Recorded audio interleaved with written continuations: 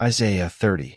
Woe to the rebellious children, saith the Lord, that take counsel, but not of me, and that cover with a covering, but not of my spirit, that they may add sin to sin. That walk to go down into Egypt, and have not asked at my mouth, to strengthen themselves in the strength of Pharaoh, and to trust in the shadow of Egypt. Therefore shall the strength of Pharaoh be your shame, and the trust in the shadow of Egypt your confusion. For his princes were at Zoan, and his ambassadors came to Hanes. They were all ashamed of a people that could not profit them, nor be in help nor profit, but a shame, and also a reproach. The burden of the beasts of the south, into the land of trouble and anguish, from whence come the young and old lion, the viper and fiery flying serpent. They will carry their riches upon the shoulders of young asses, and their treasures upon the bunches of camels, to a people that shall not profit them. For the Egyptians shall help in vain, and to no purpose.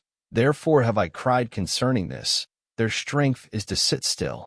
Now go, write it before them in a table, and note it in a book, that it may be for the time to come forever and ever.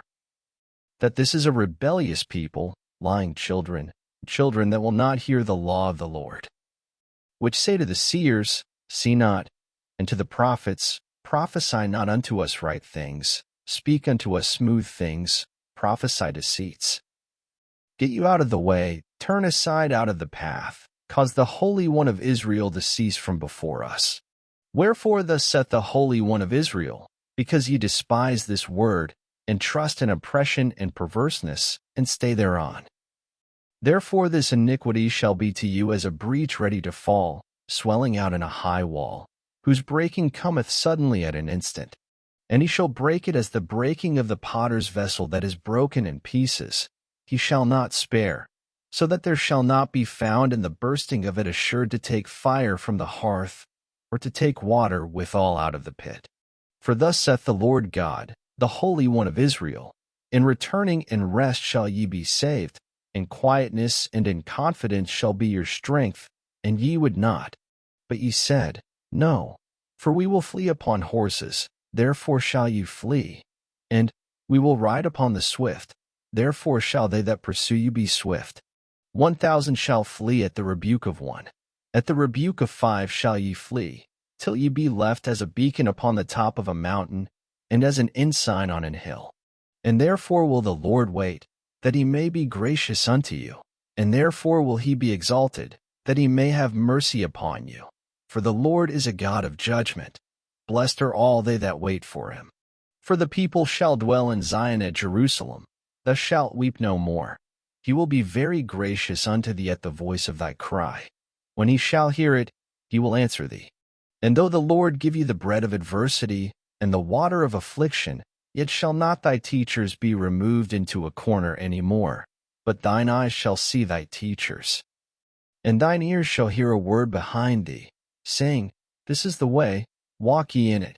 When you turn to the right hand, and when you turn to the left, you shall defile also the covering of thy graven images of silver, and the ornament of thy molten images of gold.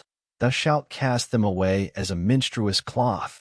Thou shalt say unto it, Get thee hence. Then shall he give the rain of thy seed, that thou shalt sow the ground withal, and bread of the increase of the earth, and it shall be fat and plenteous. In that day shall thy cattle feed in large pastures. The oxen likewise and the young asses that ear the ground shall eat clean provender, which hath been winnowed with the shovel and with the fan. And there shall be upon every high mountain, and upon every high hill, rivers and streams of waters in the day of the great slaughter, when the towers fall.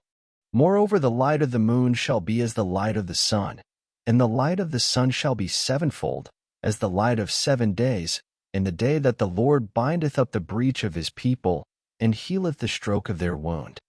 Behold, the name of the Lord cometh from far, burning with his anger, and the burden thereof is heavy. His lips are full of indignation, and his tongue as a devouring fire. And his breath, as an overflowing stream, shall reach to the midst of the neck, to sift the nations with the sieve of vanity. And there shall be a bridle in the jaws of the people, causing them to err. Ye shall have a song, as in the night when a holy solemnity is kept, in gladness of heart, as when one goeth with a pipe to come into the mountain of the Lord, to the mighty one of Israel. And the Lord shall cause his glorious voice to be heard, and shall shew the lighting down of his arm, with the indignation of his anger, and with the flame of a devouring fire, with scattering, and tempest, and hailstones. For through the voice of the Lord shall the Assyrian be beaten down, which smote with a rod. And in every place where the grounded staff shall pass, which the Lord shall lay upon him, it shall be with tabrets and harps, and in battles of shaking will he fight with it. For Tophet is ordained of old, yea, for the king it is prepared, he hath made it deep and large, the pile thereof is fire and much wood. The breath of the Lord, like a stream of brimstone, doth kindle it.